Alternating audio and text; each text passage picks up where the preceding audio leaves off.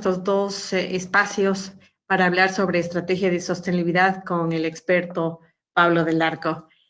Creemos que son los momentos que están viviendo las empresas son muy importantes y les llevan a pensar hoy más que nunca en que deben repensar los modelos con los cuales están manejando sus negocios, pensando en en darles sostenibilidad y generarles valor.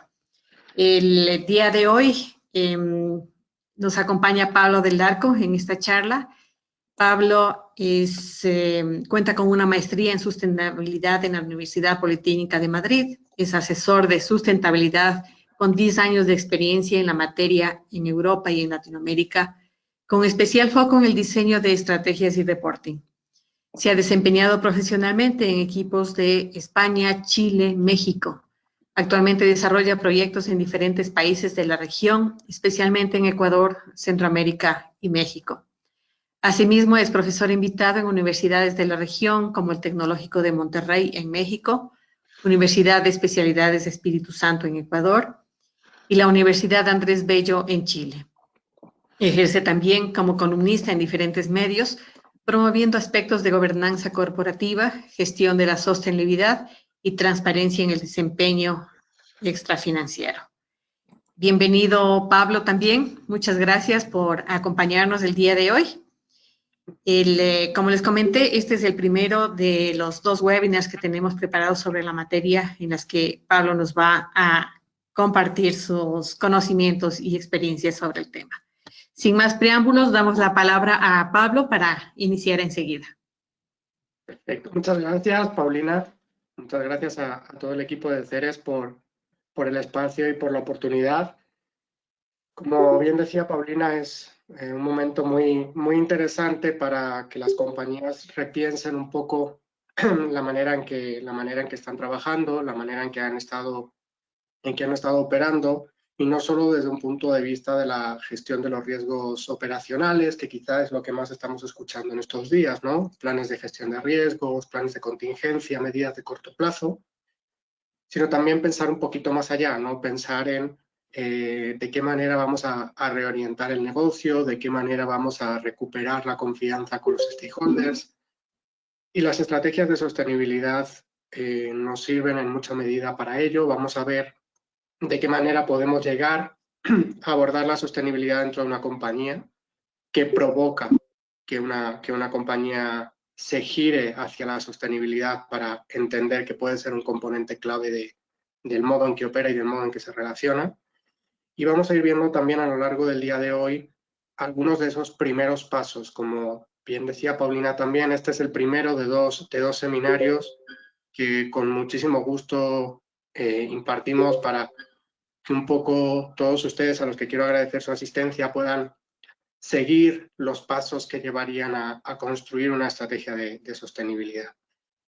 Voy a estar exponiendo por aproximadamente 45 minutos y al final aquellas preguntas que les surjan durante este tiempo las iremos abordando. Creo, Paulina, que pueden ir poniendo las preguntas en el chat y luego al final de la ponencia pues un poco las abordamos y con muchísimo gusto. ¿Sí? Sí, efectivamente, la primera parte del webinar, los 45 primeros minutos, 50 minutos, van a estar dedicados a tu exposición y el siguiente espacio nos vamos a dedicar a dar respuesta a las inquietudes que los presentes vayan manifestando. Les agradeceremos que las preguntas o las consultas las hagan a través del chat para poder agilitar las respuestas. Solamente una breve indicación, por favor revisar que sus micrófonos se encuentren apagados. Evitemos utilizar las cámaras para facilitar la carga de la señal. Y también comentarles que el webinar va a ser grabado y que les estaremos compartiendo este link junto con, si Pablo no tiene inconveniente, con la presentación de Pablo, luego de haber contestado una encuesta que les vamos a hacer llegar a sus correos. Por favor, nada más les rogamos que se identifiquen y que se aseguren que los correos estén disponibles para poder hacerlo, ¿sí? Sigamos adelante, Pablo. Gracias. Perfecto. Gracias, Paulina. Bueno, esto es un poco la estructura que vamos a seguir el día de hoy. Como yo les decía, lo primero y más importante es entender cómo una compañía llega a este punto, cómo una organización llega a este punto. Los conocimientos de hoy valdrían para cualquier tipo de organización. No pensemos que solo el sector empresarial es el que tiene que abordar una estrategia de sostenibilidad, pero sí es verdad y van a ver que en mucha de la plática que yo esté generando va a ir enfocada a compañías o se me va a escapar compañía, ¿no? Porque generalmente son quienes más trabajan este tipo de recorridos, si bien, como decía, no es absolutamente necesario que sea una empresa, sino que también el sector de gobierno, desde el punto de vista de autoridad, administración pública y las organizaciones de la sociedad civil, incluyendo la academia, también tienen oportunidad de poder desarrollar sus propias estrategias, ¿vale? Entonces, partiríamos un poco por entender qué nos lleva a este punto, qué nos lleva a querer construir una estrategia de sostenibilidad y por qué hacerlo, y veremos esos primeros pasos que pasan por el involucramiento de la alta dirección desde el principio para tenerlos de nuestro lado, el análisis de la línea base para entender cuál ha sido el trabajo previo que se ha hecho en aspectos socioambientales y no entrar como elefante en cacharrería, que es mucho de lo que nosotros les explicamos a nuestros clientes cuando llegamos por primera vez. No se trata de deshacer lo hecho, sino de optimizar lo hecho y buscar las oportunidades que lleven a un recorrido. Veremos cómo identificar y priorizar los grupos de interés que son fundamentales en la construcción de la estrategia y una primera introducción al proceso de materialidad, que es el proceso de determinación de los temas clave sobre los cuales se sustentará después la arquitectura de la estrategia. Quería comenzar un poco explicando algunas diferencias entre conceptos. ¿Sí? Conceptos que van a estar presentes en esta plática, pero conceptos que también van a estar presentes en el día a día de quienes abordan una estrategia de sostenibilidad. Hay cierta o puede existir cierta confusión entre responsabilidad social y sostenibilidad. Bueno, entendamos que son conceptos diferentes. Vamos a ver dónde está esa diferencia y cuál es la diferencia que tienen a su vez con el desarrollo sostenible entendido en un sentido más amplio, ¿sí? La responsabilidad social tiene un enfoque muy en el presente, tiene un enfoque muy en el hoy, ¿vale? Porque es el modo en que las compañías asumen la responsabilidad por los impactos que tienen en la sociedad. Y cuando digo impactos, pueden ser impactos positivos o impactos negativos, ¿sí? O sea, podemos estar hablando de buscar fortalecer esos impactos positivos, como pueda ser la generación de empleo o el desarrollo de los colaboradores, y esos impactos negativos que pueden ser algunos, por ejemplo, de tipo ambiental, ¿no? Cómo minimizar o eliminar directamente esos impactos negativos. Entonces, el modo en que una compañía se hace cargo de esos impactos y actúa sobre esos impactos es la responsabilidad social, ¿sí? Es un to-do, es el modo en que hace esa gestión. La sostenibilidad es un poco el objetivo que busca, por eso hablo de que tiene un enfoque más hacia el futuro, es el objetivo que busca.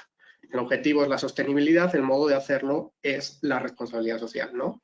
Es la estrategia, el modo estratégico de plantearse la organización desde un punto de vista continuista en el tiempo, ¿vale? Que haya un balance entre la situación actual y la situación futura para ir construyendo esa continuidad.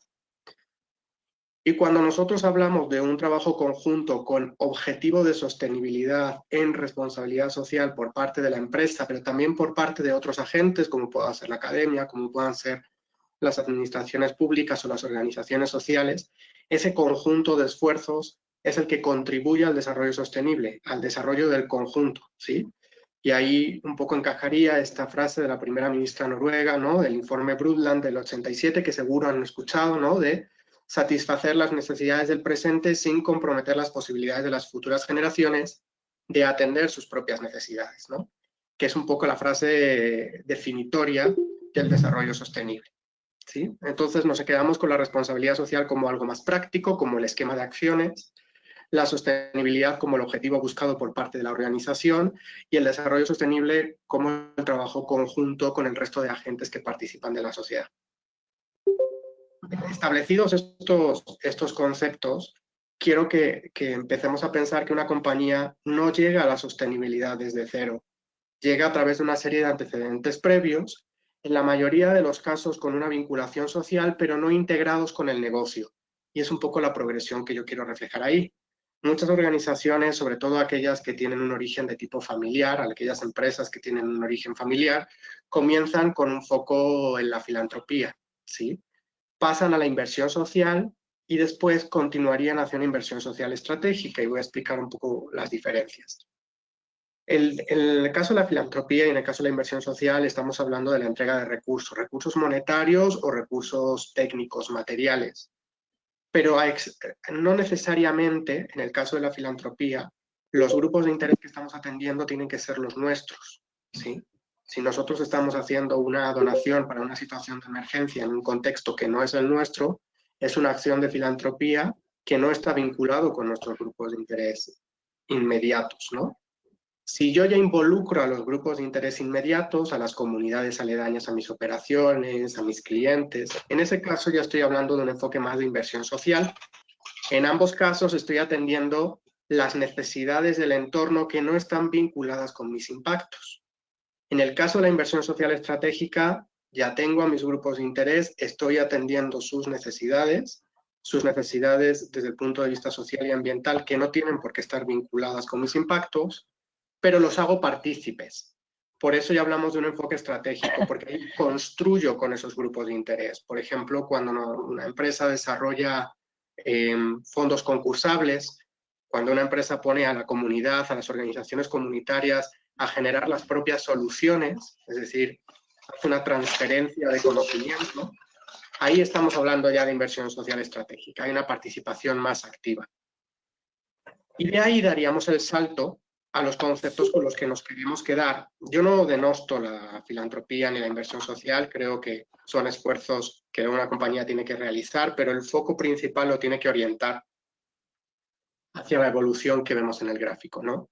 Hacia unas actividades más vinculadas con el negocio, con los impactos del negocio, como la responsabilidad social que definía antes, y un nivel un poquito más avanzado aún, que es el de las empresas con propósito, que vamos a ver un poquito más adelante, y es donde directamente la propia empresa ya nace con una razón de ser vinculada a sostenibilidad, ¿sí? Lo vamos a ver un poquito más adelante. Entonces, a medida que progresamos, involucramos en mayor medida a los grupos de interés, la relación con el negocio es más estrecha y creamos más valor, no solo más valor para la organización, sino más valor para el conjunto de sus grupos de interés. Entonces, no denostemos el trabajo previo de las organizaciones para llegar a una estrategia de sostenibilidad, pero entendamos que sí tiene que haber una reorientación de esfuerzos hacia actividades más estratégicas. Quería traer a Friedman a la mesa porque una de las primeras cosas que vamos a tener que hacer para construir la estrategia es involucrar a la alta dirección. Y a la alta dirección, si no le hablamos en su lenguaje, la perdemos. Y si la perdemos desde el inicio, es difícil recuperarla después. Entonces quiero que veamos a través de esta introducción argumentos que nos sirvan para abordar a la alta dirección en las cuestiones que nos puedan plantear sobre por qué trabajar en sostenibilidad. Milton Friedman, que es un Nobel de Economía y que además es conocido como un defensor del mercado, comenzó muy reticente hacia el papel social de las empresas, con una frase demoledora muy utilizada desde el punto de vista del capitalismo, que es el negocio de los negocios es hacer negocios, ¿no? De hecho, The Economist tomó posteriormente esta frase y dijo, el negocio de los negocios es hacer negocios y no hace falta pedir excusas. Bueno, pues el propio Milton Friedman, aunque estaba colocado ahí, ya empezaba a hablar de la necesidad para el largo plazo de las organizaciones, de las empresas, de interactuar con sus grupos de interés para generar un bienestar en el entorno que posibilitara el desempeño de la operación, ¿no? O sea, la empresa es un gran empleador, entonces como gran empleador, como dependiente de su comunidad desde el punto de vista del empleo, pero también desde el punto de vista de otro tipo de recursos, le interesa un entorno estable. Entonces, ¿de qué manera la empresa puede ayudar a ese entorno estable?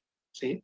Entonces vemos cómo desde el punto de vista del negocio ya se abre a la necesidad de trabajar otros aspectos por la vinculación económica, y esto es algo que tenemos que tener claro, es decir, las empresas son empresas, tienen que ser rentables, tienen que ser sostenibles financieramente en el tiempo, pero vamos a ver si construimos modelos de operación que permitan generar valor, un poco lo que decimos ganar-ganar, es decir, que las empresas sigan ganando para mantener esa estabilidad, pero a la vez permitan crear valor para el resto. Pasado Friedman, que a mí creo que es importante traerlo porque en muchos casos es puesto como un exponente del capitalismo y vemos cómo ya se abría ese trabajo con stakeholders, creo que es importante que veamos qué lleva a una compañía a trabajar en sostenibilidad y qué le lleva a una compañía a trabajar en sostenibilidad construyendo una estrategia desde un punto de vista estratégico, ¿vale? Cuando una compañía se aproxima a la sostenibilidad, lo puede hacer de manera reactiva o lo puede hacer de manera proactiva. Aquí todos los caminos llevan a un buen destino, no por llegar de una manera proactiva se tiene mayor legitimidad que llegar de una manera reactiva, lo importante es llegar cuando nos encontramos situaciones reactivas. Cuando las compañías se deciden abordar sostenibilidad para responder a un incidente reputacional grave. Y esto hay destacados ejemplos en la historia reciente. Cuando forma parte de una estrategia de engagement con autoridades, con comunidades donde se han generado situaciones de desconfianza serias, severas. Cuando es un requerimiento de la matriz, que esto pasa mucho en las subsidiarias de empresas internacionales, donde tenemos casas matrices quizá más avanzadas desde un punto de vista estratégico en sostenibilidad y le piden a sus subsidiarias desarrollar sus propias estrategias atendiendo las necesidades locales. O, y esto cada vez es más creciente, la respuesta a requerimientos normativos. Nos estamos encontrando avances en legislaciones que están llevando a que cosas que cabían dentro de la responsabilidad social de la empresa, muchos aspectos del bienestar del colaborador, muchos aspectos ambientales. En los últimos años hemos visto el tema de la legislación de los empaques y bolsas de plástico, pero son aspectos que vemos que inicialmente podían estar dentro del marco voluntario de las empresas y que al final los reguladores empiezan a asumirlos como propios, empiezan a elevar la vara del cumplimiento legal y eso puede llevarnos a tener que hacerlo no por un convencimiento, sino porque tenemos un tema de cumplimiento, ¿no? Esos son elementos reactivos, pero podemos continuar con elementos proactivos, una evolución del paternalismo, ese gráfico que yo colocaba en las diapositivas anteriores, directamente el desarrollo de un modelo de negocio que está vinculado a oportunidades identificadas de desarrollo social o de resguardo del medio ambiente, empresas que están naciendo o negocios que se están planteando para atender esos nichos de mercado, por ejemplo, soluciones de tratamiento de aguas residuales, por poner un ejemplo, que se materialice ya desde la alta dirección hacia el resto del equipo un entendimiento del deber fiduciario más allá de los accionistas, más allá de los propietarios. Y esto lo tengo marcado en negrita porque lo vamos a ver ahora. Que se empiece a actuar en sostenibilidad porque producto de una identificación de riesgos y oportunidades de operación y de venta se ve la necesidad de incurrir en ello, o que directamente estamos redefiniendo el propósito, hayamos entendido que la compañía necesita un propósito y como parte de ese propósito abordemos qué es la sostenibilidad para integrar, qué es la sostenibilidad para esa empresa. Eso es lo que nos puede llevar a trabajar en sostenibilidad. Ahora, ¿por qué hacerlo de una manera estratégica?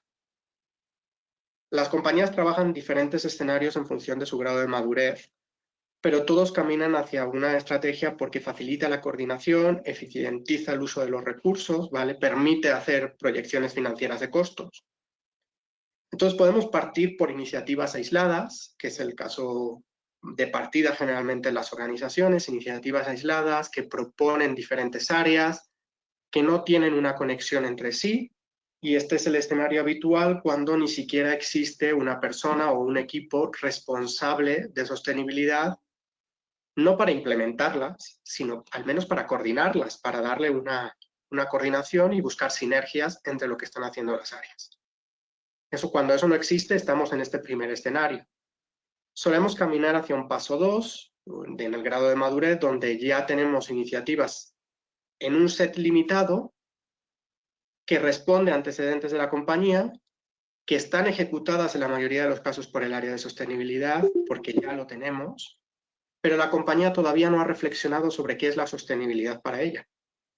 Y todavía no lo entiende como un ejercicio transversal. Es decir, tenemos más iniciativas probablemente, tenemos más recursos, pero tenemos a un solo área prácticamente generando todo el impacto, cuando el entendimiento y la operación debieran de ser mucho más transversal. Vamos a un tercer paso donde hay ya una apertura hacia involucrar a los grupos de interés externos, no solo preguntándoles qué tipo de iniciativas necesitarían, que estaríamos más en el punto de vista de la filantropía o la inversión social, sino más bien para preguntarles de qué manera la compañía les está impactando y poder atender esos impactos, ¿vale? E involucrarlos en el desarrollo de las iniciativas. Cuando existe esa apertura, ya estamos dando un salto cualitativo en el desarrollo de la gestión de la sostenibilidad. Me voy al siguiente paso, que es la construcción de la base de la estrategia, que es el estudio de materialidad. Entender cuáles son los temas clave desde la perspectiva de los grupos de interés. Como yo decía, les hemos empezado a preguntar cuál es la perspectiva estratégica de la compañía, de la dirección, y a partir de ello determinar esos temas clave que van a permitir construir unas prioridades de trabajo, al menos unos focos de acción y unas líneas que aterricen esos focos. Lo que ocurre todavía en esta etapa, en la etapa del modelo de sostenibilidad, es que no hablamos de estrategia porque existe una desconexión todavía entre las iniciativas. Hay compañías que construyen el modelo, hacen el análisis de materialidad, construyen los focos, construyen las líneas de acción, dejan unos diagramas espectaculares, pero luego eso no tiene una correlación de iniciativas con planes de acción desarrollados y diseñados. Entonces, cuando existe esa desconexión, hablamos todavía de un modelo. Cuando ya existe una conexión con las iniciativas, entonces hablamos de una estrategia.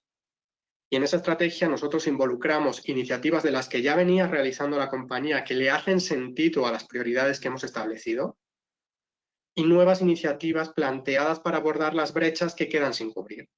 No se trata de partir de cero, hay iniciativas muy probablemente de la organización, de la empresa que podamos incorporar, pero también es verdad que vamos a tener que hacer un esfuerzo muy importante de desarrollo de nuevas iniciativas para atender las brechas que hemos identificado. Tenemos que involucrar a la alta dirección en el diseño de la estrategia, vamos a ver cómo, y tenemos que acompañar la estrategia con un esquema de gobernanza. Si nosotros diseñamos la estrategia, y además normalmente la estrategia la diseña un externo, básicamente para poder salir un poco de la compañía, poder verlo con perspectiva, poder salir de ese día a día, de un poco los intereses creados, un poco los entendimientos cegados del día a día, lo hace un externo en colaboración con la compañía para un poco tener esa visión, pero hay que instalar un sistema de gobernanza para que la estrategia funcione una vez que nosotros salimos del diseño de la misma. Y eso va desde la propia constitución de un comité de seguimiento, o que las responsabilidades de seguimiento estén en algún comité de las que ya existen, por ejemplo, el comité de prácticas societarias en aquellas compañías que tienen una gobernanza mayor. Hay que dejar instalado esas responsabilidades, esa función de coordinación, de seguimiento, de KPIs que hemos establecido en los planes de acción, y políticas que permitan crear una autorregulación interna en relación a la sostenibilidad. Para empezar, la política de sostenibilidad, que refleja el entendimiento común de la compañía en sostenibilidad, porque sostenibilidad es una de esas cosas, que si nosotros vamos a una compañía y le preguntamos a 6 personas, vamos a tener 6 entendimientos diferentes. Entonces, la mejor manera de crear un entendimiento transversal es que además de hacerlo de manera participativa y de construirlo juntos, ese discurso común, es que ese propio discurso esté escrito en una política que pueda ser consultada de manera regular, tanto por los colaboradores que estaban cuando hicimos el ejercicio, como por los nuevos que se vayan a incorporar. Entonces vemos cómo llegamos a la sostenibilidad y sobre todo cómo evolucionamos o queremos llegar hacia un entendimiento estratégico de la misma. Cuando yo planteaba el gráfico al inicio de la evolución de la filantropía hacia la responsabilidad social, agregué un ítem adicional después de la responsabilidad social, un grado más avanzado, que son las empresas con propósito, que son aquellas empresas que en su propia naturaleza ya tienen elementos socioambientales en la razón para la que existen, ¿vale? El propósito es eso, es la razón de existir, es el por qué la empresa hace las cosas, ¿sí? Más allá del corto plazo, más allá de la maximización de beneficios, es la razón de ser. Tiene diferencias con la misión, que quizás es un concepto que que manejemos, ¿no? un poco más, ¿no? Que es aquello que la empresa desea lograr en un periodo de tiempo, lo que hace la empresa, o con la visión, que es cómo entiende el futuro de la organización y el futuro de su contexto. El propósito es otra cosa, el propósito es para qué existe, cuál es su razón de ser. Y quería poner 3 ejemplos.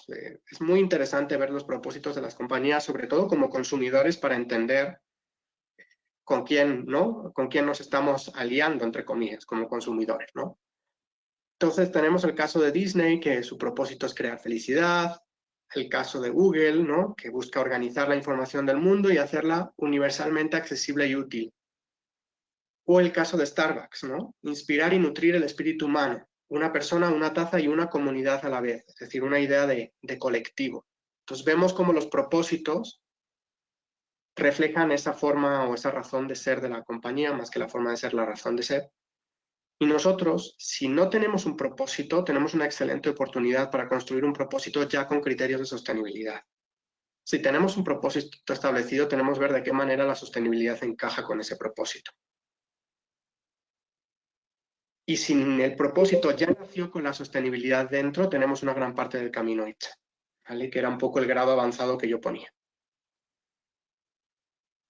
El propósito tiene que entender al conjunto de los grupos de interés, tiene que reflejar al conjunto de los grupos de interés. El propósito no nace para un solo stakeholder, nace para el conjunto de los stakeholders y no está reñido con la rentabilidad, como vamos a ver ahora, ¿vale? Esta idea del propósito, junto con los argumentos económicos de Friedman, ¿no? De la estabilidad del entorno para la estabilidad de la empresa, se suman al deber fiduciario extendido que vamos a ver ahora como argumentos con los que llegar a la alta dirección. BlackRock, que es el principal inversionista a nivel internacional, su CEO, Fink, ha estado publicando regularmente en los últimos años, a finales de enero, cartas a las compañías de las que BlackRock participa. Por tanto, esas compañías, cuando reciben una carta de uno de sus inversionistas principales, pues obviamente voltean la vista y dicen, ¿qué está pasando? ¿Qué incluye la carta?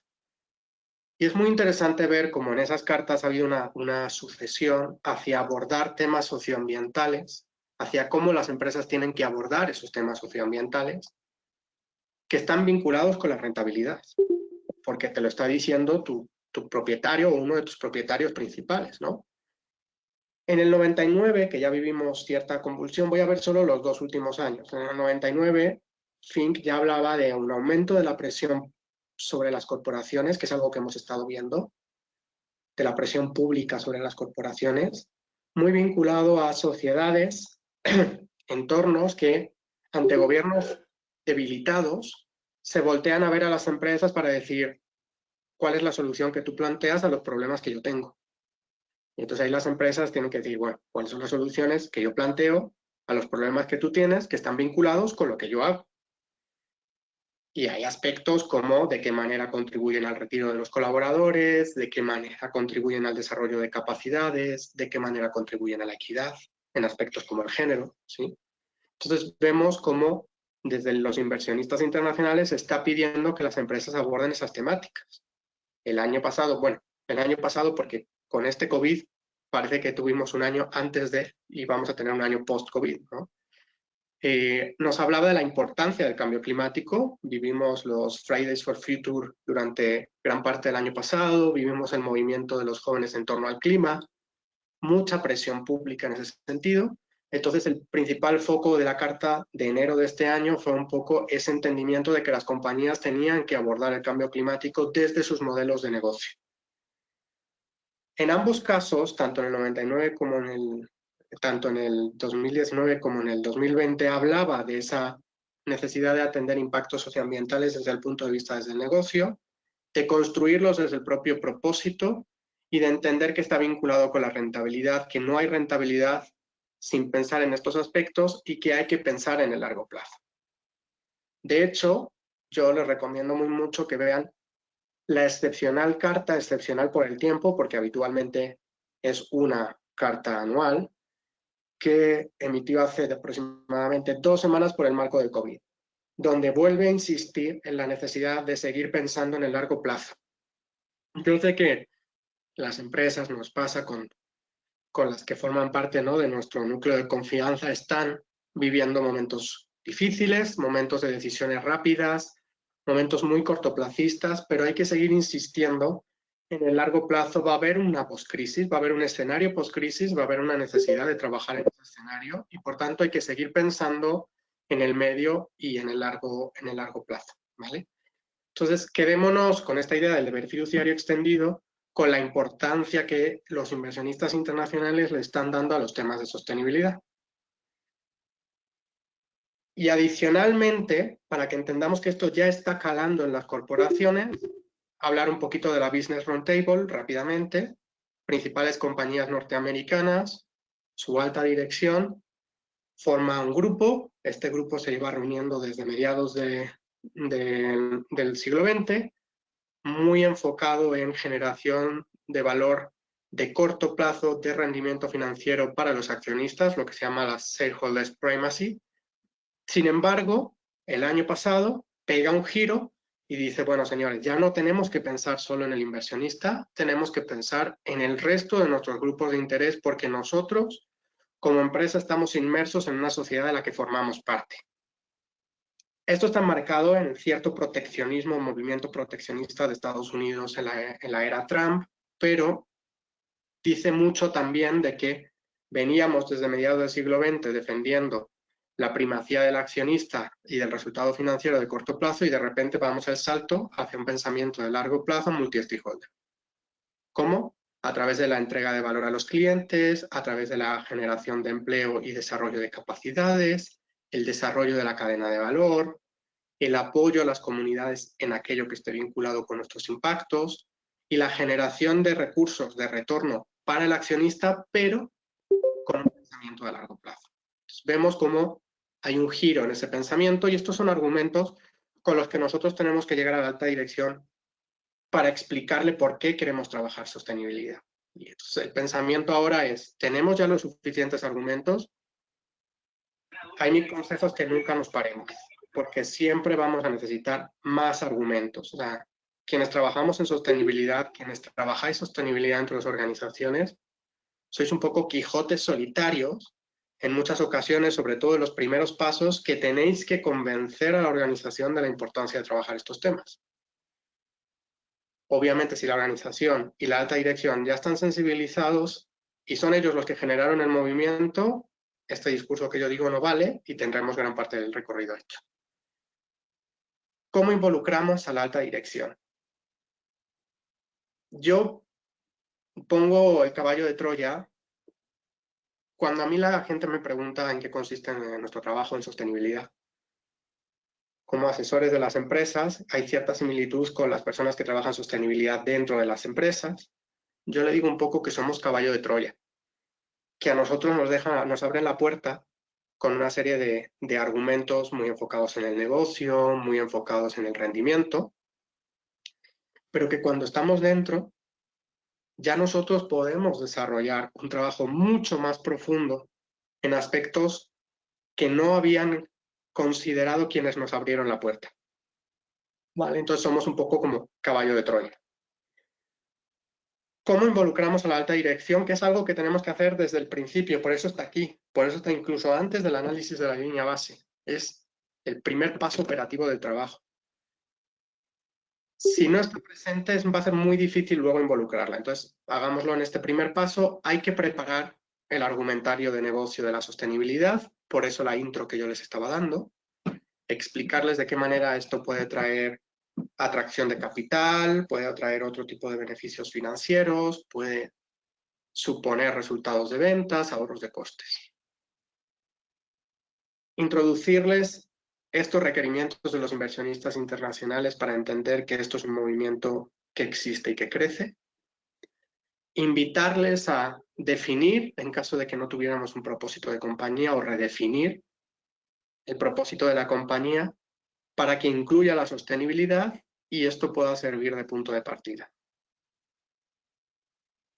Complementariamente a esto, es muy interesante empezar a desarrollar un programa de sensibilización y de liderazgo específico para la alta dirección sobre sostenibilidad, para que no se quede en una reunión de un día sino que exista un programa un poco más continuista donde sean capaces de ir entendiendo a su ritmo la importancia de abordar la sostenibilidad. De la misma manera, hacerles partícipes de los siguientes pasos de la construcción de la estrategia, no solo en la materialidad cuando hagamos las entrevistas de alta dirección, sino en los diferentes pasos. Y cuando construyamos la gobernanza de la estrategia, cuando asignemos las responsabilidades de la implementación de la estrategia, que los hagamos parte, que estén presentes en ese comité de sostenibilidad o en ese comité que va a asumir funciones de monitoreo de sostenibilidad.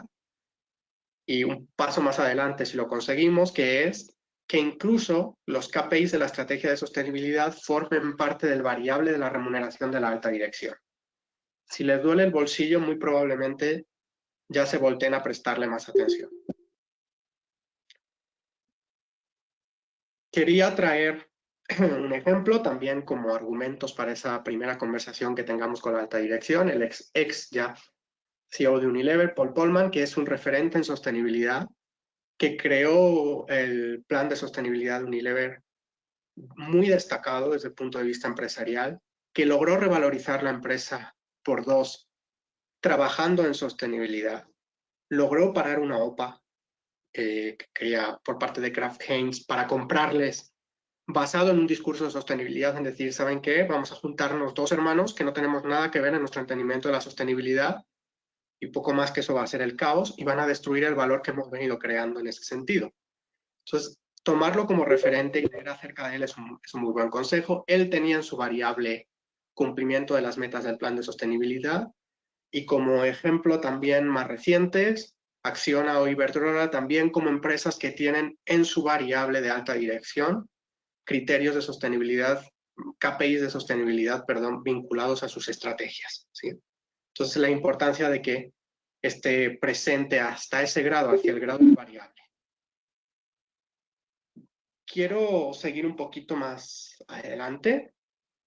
Tenemos argumentos, hemos tenido una primera conversación con la alta dirección, incluso hemos planteado un programa de sensibilización a la alta dirección. Vayamos ahora con el análisis de línea base.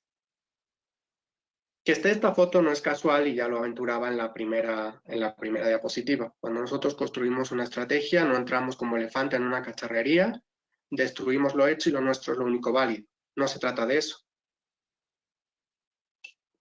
Lo que buscamos es un poco ordenar lo que se estaba haciendo, dejar en ejecución aquello que le hace sentido al medio y largo plazo de la organización e identificar y plantear aquellas iniciativas que aborden las brechas que constatemos existen, ¿no? Entonces, no se trata de destruir lo hecho. Por eso es importante hacer un análisis de línea base y no decir, parto de cero, cierro el cajón con lo que se estuviera haciendo, lo mío es una nueva era. No, no se trata de eso. Entonces, veamos qué se estaba haciendo, estudiemos la trayectoria de la compañía para identificar las fortalezas y oportunidades de mejora. Identifiquemos también cuáles son los actores clave, a lo mejor en este momento, de una manera más informal. Luego haremos una identificación y priorización de stakeholders mucho más formal, pero al menos una identificación de actores clave dentro y fuera de la compañía para poder consultarles en este entendimiento de la trayectoria, ¿sí? Es un ejercicio más informal que la identificación y priorización de stakeholders que vamos a ver más adelante. Para saber qué tenemos que buscar, sobre qué tenemos que investigar, tener idea de algunos temas clave que la compañía debiera de estar abordando, de algunas iniciativas tipo que se estén dando en el sector, que se estén dando en los pares, en otras empresas que estén en el lugar, para un poco preguntar sobre esos temas y sobre esas iniciativas y ver si la compañía está o ha estado trabajando algo en ese sentido, ¿sí? Ir un poco más focalizados en el tipo de preguntas que hagamos. Realicemos esas consultas al interior de la compañía, complementémoslo con entrevistas a interlocutores en los stakeholders externos y a partir de eso construyamos una matriz FODA, construyamos un análisis de fortalezas, oportunidades, debilidades y amenazas, es decir, hagamos una foto del escenario en el que está la organización, presentemos esa fotografía a la alta dirección para reforzar nuestro discurso de que es necesario construir la estrategia de sostenibilidad y vayamos a los siguientes pasos ya con idea de las iniciativas que se han estado haciendo, de las iniciativas que han tenido relativo impacto y de dónde están las oportunidades de mejora. ¿Sí? Terminamos ese análisis de línea base, terminamos ese refuerzo del entendimiento de lo que estaba haciendo la compañía y nos vamos a ir hacia el trabajo con stakeholders mucho más formal. Yo decía que nos quedan 2 etapas en esta primera parte del recorrido de hoy, que son la identificación y priorización de los grupos de interés y la determinación y priorización de los temas clave. Como afortunadamente tenemos 2 seminarios, vamos a ver si llegamos al menos hasta la parte de los stakeholders, quizá adelantar un poquito de cómo sería la materialidad y terminaríamos la materialidad comenzando el siguiente seminario junto con el resto del recorrido, ¿vale? Viendo un poco la hora en la que estamos ya. Para la identificación y priorización de los grupos de interés, lo primero y más importante es entender qué es un stakeholder, qué es un grupo de interés. No está de más recordar de vez en cuando cuál es el concepto, ¿vale? Son aquellas entidades o individuos a los que puede afectar razonablemente de manera significativa las acciones de la organización, los productos y servicios que entregue.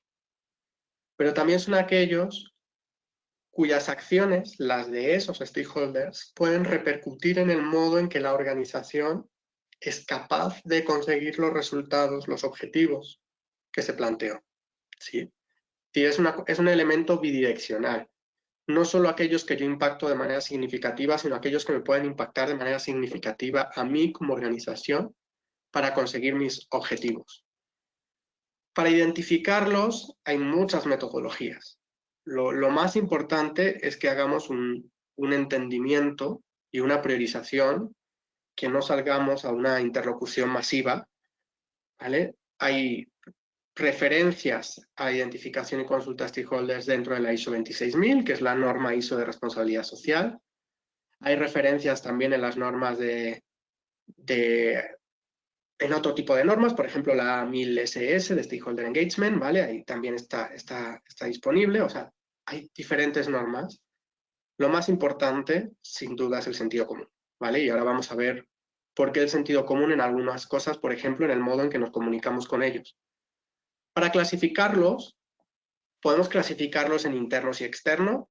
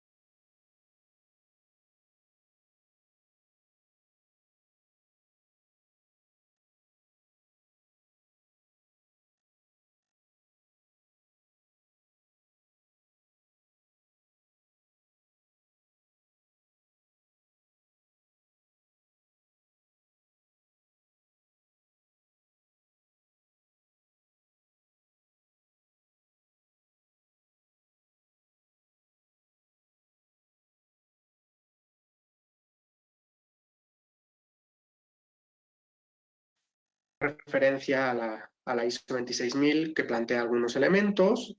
La ISO en 26000 en concreto tiene una serie de preguntas que aparecen en pantalla que pueden ser muy interesantes que nos hagamos para entender cuáles son nuestros grupos de interés, con quién tiene obligaciones legales la organización, quién puede ayudar a la organización a tratar sus impactos, quién se vería desfavorecido si nos vamos, si detenemos operación. Una serie de preguntas que nos pueden ayudar a entenderlo.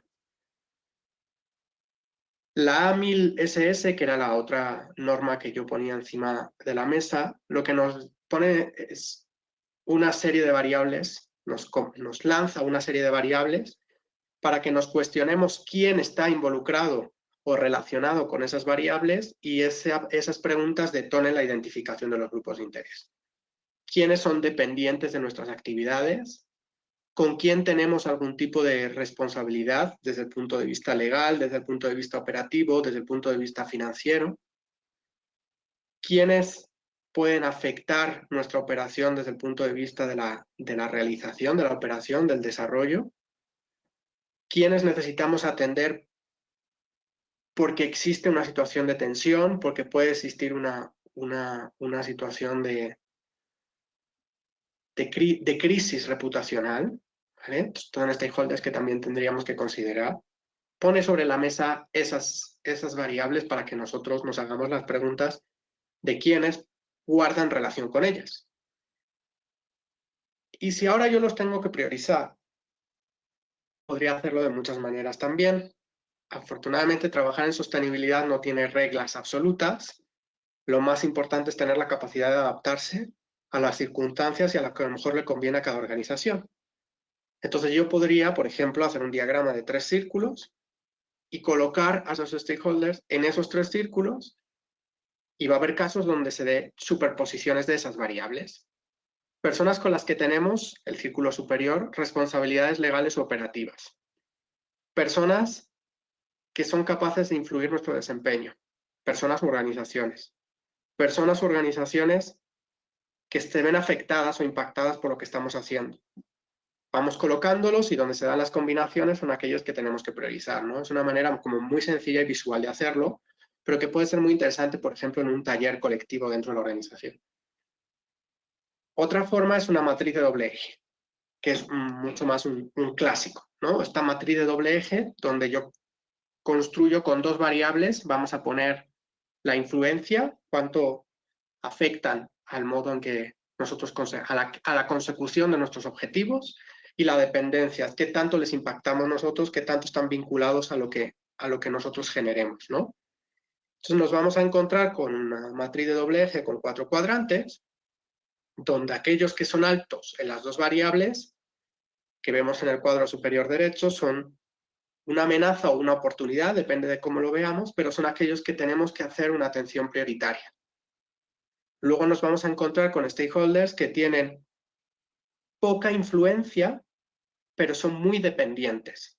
Entonces, con esto, sobre todo, lo que tenemos que hacer es satisfacer esas necesidades, ¿vale? Darles el tratamiento adecuado, pero cumplir necesidades. O sea, muy del presente, ¿sí? Sin embargo, con aquellos que tienen un alto nivel de influencia, pero que dependen poco de nosotros, por ejemplo, los medios, ¿sí? Tenemos que mantenerlos informados. Eso es un elemento fundamental, es decir, no dependen tanto de lo que nosotros hagamos, pero influyen tanto que necesitamos mantenernos al día para evitar confusiones que puedan detonar movimientos inesperados. Y luego tenemos aquellos de baja prioridad en las 2 variables, donde obviamente esos son los que van a quedar al final de nuestro ejercicio de engagement, ¿sí? Entonces vemos cómo podemos construir un ejercicio de círculos o vemos cómo podemos construir una matriz de doble eje. Son ejemplos de modos de acción, ¿sí? Y yo quiero terminar entonces, terminemos en stakeholders hoy, comencemos con materialidad en la próxima sesión. Yo ya tengo identificados y priorizados a los grupos de interés. ¿Qué hago ahora? Los tengo que involucrar. Y para involucrarlos y para consultarlos, y aquí también es importante señalar que una organización no se voltea a hablar y a construir confianza con sus grupos de interés en el marco del ejercicio de materialidad o en el marco de definición de la estrategia de sostenibilidad. Pecaríamos de ambiciosos, ¿no? Y pecaríamos de egocéntricos. La organización ya lo viene trabajando en su día a día, los equipos de compras, los equipos de mercadotecnia, los equipos legales, son equipos que tienen engagement externo, que están en consulta con stakeholders externos. Esto es un ejercicio, eso sí, mucho más formal. Cuando nosotros queremos plantear los mecanismos de comunicación con los stakeholders en el marco de este ejercicio, tenemos que buscar proactividad, es decir, evitar que el ejercicio sea una respuesta a algo. Tenemos que buscar variedad de formatos, buscar siempre el formato que mejor se adapte a cada grupo de interés. Tenemos que construir confianza, no solo antes, sino en la inmediatez a la consulta para no llegar a una situación de conflicto. Y tenemos que entender que pueden pasar elementos inesperados. Es importante cuando lleguemos, y con esto voy a terminar, saber cuáles son los antecedentes de conocimiento que tienen nuestros interlocutores sobre lo que hemos estado haciendo, qué legitimidad tienen esos interlocutores por parte de los grupos que representan, ¿Cuál es su voluntad de participación? Si son renuentes y al final casi que no vamos a sacar nada de esa consulta. Y muy importante, adaptarnos a los requerimientos culturales, de lenguaje, hasta de hora del día en que se hacen las consultas, en función del stakeholder con el que estemos trabajando. Que muchas veces esto lo pasamos por alto y es muy significativo cómo afecta el resultado. Entonces, quiero que nos quedemos en esta parte. Me voy a saltar rápido la materialidad que vamos a estar viendo el próximo y me voy a ir a una recapitulación de lo que hemos visto hoy. Preparar el terreno, desarrollar los argumentos, que es lo que vimos en la introducción, involucrar a la alta dirección, realizar el análisis de línea base e identificar y priorizar a nuestros grupos de interés. Estos son los pasos que hemos visto hoy. Seguiremos el próximo jueves, 16 de abril, viendo la materialidad como sustento de la estrategia, la definición de los focos, de las líneas de acción, de las iniciativas y de cómo establecer la gobernanza. Y bueno, quedo abierto a las preguntas. Ok, gracias, Pablo. Tenemos un par de preguntas que nos han planteado. ¿Cuándo podré decir que una empresa es 100% sostenible? Nunca. ¿Cómo sería ese punto? Perdón, me adelanté. Nunca. Ya, no. Nunca, porque esto es un ejercicio continuo. Los impactos y el entorno en el que nos movemos es dinámico. Entonces puede ser que tengamos resueltos los impactos de ayer, con suerte. Pero ¿qué pasa con los que están sucediendo hoy, con los nuevos que están surgiendo? O sea, hay un dinamismo en los temas, hay un dinamismo en los impactos, hay un dinamismo en nuestras contrapartes, en los grupos de interés, que nos obliga a estar constantemente reinventando las formas. Ahora, ¿por qué construir una estrategia en un entorno tan dinámico? Porque es verdad que a pesar de esas fluctuaciones sí que tenemos que tener marcada una hoja de ruta consolidada con una arquitectura de trabajo, porque tampoco vamos a reinventarnos todos los días, nos vamos a adaptar, pero no a reinventar. Entonces, creemos una estrategia a 3 años aproximadamente y vayamos afrontando desde esa estrategia los cambios o los ajustes que necesitemos en función del contexto. Perfecto. En la segunda parte de la pregunta de Hugo, nos dice si solo las empresas grandes pueden ser... No, para nada. Este ejercicio de estrategia que yo estoy contando ahora es un ejercicio que pueden hacer perfectamente las pymes. Y cuando yo hablo de los grandes pasos, esos pasos los podemos trasladar a las pymes. De hecho, las pymes, lo que tienen, por ejemplo, en positivo, es que tienen una vinculación mucho más estrecha con sus grupos de interés, tienen mayor cercanía. Entonces, el ejercicio es más dinámico, más rápido en ese sentido. Yo sí respetaría los pasos, o sea, que los pasos que estamos dando aquí sirvan para construir esa hoja de ruta. Obviamente la magnitud de las acciones va a ser más pequeña, pero una pyme puede ser perfectamente sostenible desde el punto de vista de construir una estrategia. Pablo. María Fernanda Ruiz nos está... Se considera que apuntar a la parte social es alinearse a aquellos sectores vulnerables. ¿Cómo podemos ser sostenibles cuando dichos sectores pueden generar una mayor tasa de morosidad en la colocación de créditos? Estamos hablando, María Fernanda representa a un banco. Es un muy buen ejemplo de replantearse los modelos de negocio. Cuando hablamos de banca de inclusión, digo porque particularmente la banca es uno de los sectores que mejor conozco. Si nos fijémonos, por ejemplo, en el crédito, en la entrega del pequeño crédito.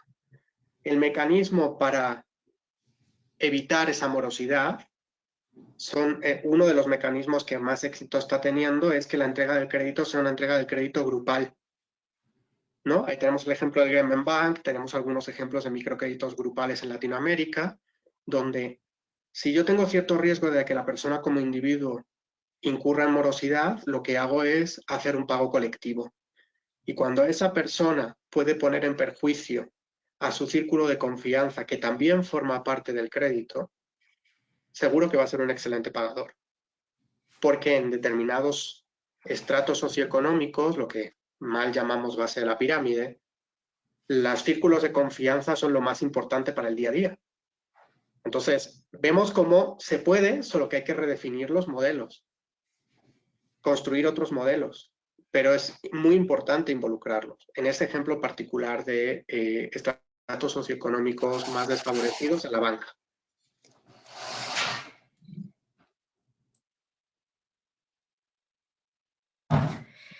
Bien, hemos dado respuesta a las inquietudes que habían planteado inicialmente.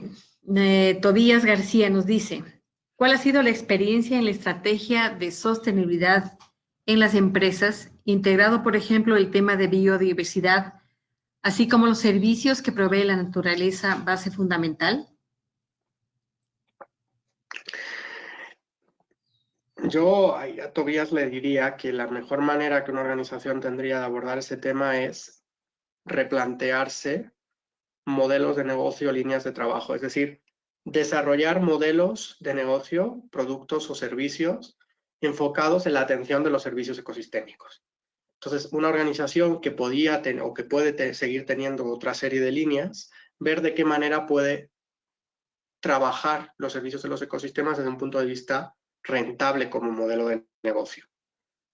Eso, una empresa que ya esté constituida, pero además los servicios de los ecosistemas sirven de base para que nazcan empresas nuevas directamente generadas para atender las posibilidades que ofrecen esos servicios. Entonces vemos cómo, cuando yo hablaba del propósito, yo decía, podemos redefinir el propósito de la organización, pero hay organizaciones que ya nacen con ese propósito. Lo mismo con los modelos de negocio, podemos redefinir los modelos de negocio, podemos desarrollar modelos de negocio nuevo, o directamente podemos generar compañías que nazcan para atender esos nichos de oportunidad. Pero vemos ya un grado mucho más avanzado. Estamos hablando ya de que la sostenibilidad forme parte del core de negocio de la organización.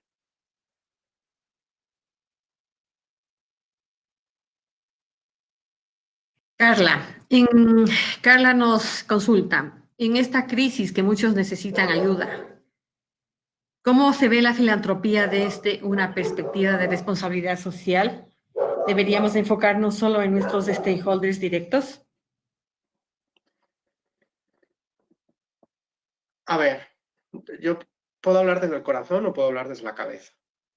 O puedo buscar la conexión de los dos. Cuando veíamos a Friedman, que pensaríamos es lo más frío posible, ¿no? Él nos decía, necesito la estabilidad del entorno donde está la empresa para la propia estabilidad de la empresa. Y ha habido muchas frases en torno a eso. Por ejemplo, si la sociedad está ardiendo, la empresa se quema, ¿no? Tiene que haber una conexión entre el desarrollo de las dos. Entonces, la empresa, mi recomendación es que aborde, en este caso, con medidas de... El COVID no es culpa de ninguna empresa. Por tanto, digamos que no está vinculado con un impacto de la empresa, pero decisiones que toma la empresa sí tienen impacto. Entonces, sobre esas sí tiene que prestar atención. Por ejemplo, qué hace con su cadena de valor o qué hace con sus colaboradores, ¿no? Que estamos viendo decisiones, algunas afortunadas y otras desafortunadas. Pero la empresa, desde luego, va a tener que tomar acción. Yo le recomendaría que tome acción empezando por casa, empezando por aquellos grupos de interés que tienen una relación más directa. Porque si cada una de las organizaciones hace eso, completaremos el puzzle. Si nosotros atendemos prioritariamente grupos de interés que nada tienen que ver con nuestra operación, que están mucho más alejados de nuestra operación, si una empresa latinoamericana, una empresa ecuatoriana, con el contexto que está viviendo Guayaquil hoy, dedica los recursos a Wuhan, no tiene mucho sentido porque la inmediatez la tiene en su entorno. Entonces mi recomendación es empezar a trabajar por el entorno, porque si todas las empresas hicieran eso, completaríamos el puzzle.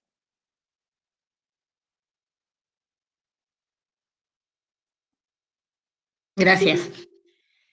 En los sectores estratégicos hay empresas matrices extranjeras que como alta dirección quizás no sean asequibles. ¿Cómo involucrarlas si están distantes? Es decir, como Quijotes solitarios, incluso a los molinos los tenemos en otro país.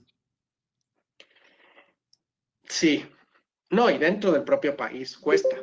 Hay que intentarlo. Hay que intentarlo a través de los mandos medios. Si tenemos demasiada distancia, esto para la pyme no nos pasa, pero para la gran empresa y la transnacional nos pasa aún más. Si tenemos una gran distancia con la cabeza, entonces tenemos que irnos a los mandos medios en primer lugar. Esos mandos medios nos van a servir de puente, de proyección para dar el salto a la alta. Pero es un ejercicio que tenemos que ir construyendo regularmente, y a lo mejor en la primera etapa del ejercicio solo podemos llegar hasta los mandos medios. Lleguemos lo más arriba que podamos. Lleguemos lo más arriba que podamos. Ahora, con las transnacionales, yo tampoco me partiría la cabeza en ir a México si es una multilatina, o a Chile, ¿no? Que son ejemplos de multilatinas, o Argentina, Colombia. O en el caso de, imaginemos que el ejercicio lo estuviéramos haciendo desde España para Banco Pichincha, que opera en Europa, ¿no? Tampoco me partiría la cabeza en llegar a Quito. Lo que me partiría la cabeza es en llegar a la cabeza del entorno donde voy a aplicar la estrategia. Porque las estrategias tienen que ser muy locales. Podemos crear una gran estrategia global, pero necesitamos adaptar esas estrategias a los contornos locales, a los entornos locales, y para eso necesitamos trabajar con los directivos locales. O sea, esa también es mi recomendación. O sea, si trabajamos en una transnacional y nos imponen unos focos y unas líneas, tenemos que ver la manera de poder adaptarlos nosotros a la realidad local, porque la actividad de negocio puede ser la misma, pero el entorno de operación no. Muy claro. Finalmente, el manejo de sostenibilidad en el sector privado es más amplio debido a los recursos asignados. Pero en el sector público, ¿cómo fortalecer la estrategia de sostenibilidad cuando los recursos económicos son muy limitados? Priorizando. La clave es priorizar. Por eso es importante la estrategia, para priorizar. Yo llegaré hasta donde los recursos me den, pero si yo tengo claro cuál es la prioridad, a medida que vaya teniendo los recursos disponibles, voy a ir avanzando. Lo más importante es tener claro cuál es la prioridad, para si tengo poco, gastarlo en aquello que va a generar un mayor impacto y que es más relevante o más inmediato la necesidad de cubrirlo. Perfecto. Creo que hemos terminado. En el chat hay una serie de felicitaciones. Ha sido un espacio muy enriquecedor creo que para todos. Y nada más esperarles para el webinar de la próxima semana, el día 16. Esta presentación y el webinar está siendo grabado, perdón. Así que no se preocupen que se los vamos a compartir. Al final de esta serie de 2 sesiones vamos a mandar una encuesta para que por favor la llenen, y a vuelta de correo nosotros les vamos a hacer llegar esta presentación y el link con el que está siendo grabado. Les esperamos una próxima y les agradecemos su presencia. Gracias, Pablo, gracias a ustedes. Darte el tiempo de compartirnos todos estos conocimientos que tienes tú y que has adquirido durante esta larga trayectoria en el tema que tienes. Muchísimas gracias a todos, y de verdad les invito a que sigamos conversando el próximo jueves, el jueves 16. Muchas gracias. Nuevamente, nos vemos. Adiós. Gracias.